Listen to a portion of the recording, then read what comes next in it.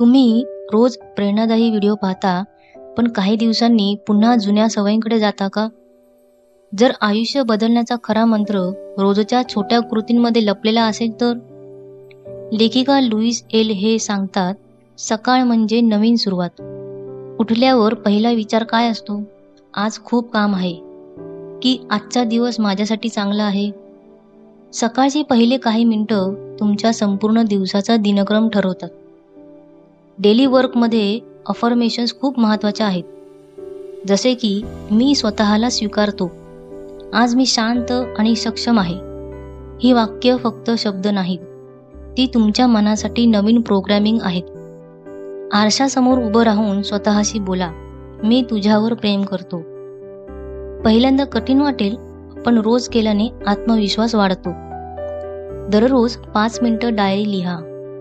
तुमचे विचार, भीती, आभार सगळं लिहून काढा.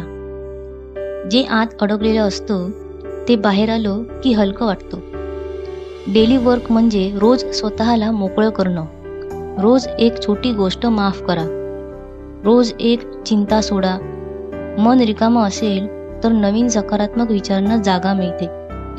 एक दिवस अफर्मेशन्स बोलून काही होणार नाही, तर सातत्याने बोलल्यास विचार पॅटर्न बदलेल. डेली वर्क म्हणजे प्रेरणा नाही तर शिस्त. आजपासून सुरू करा.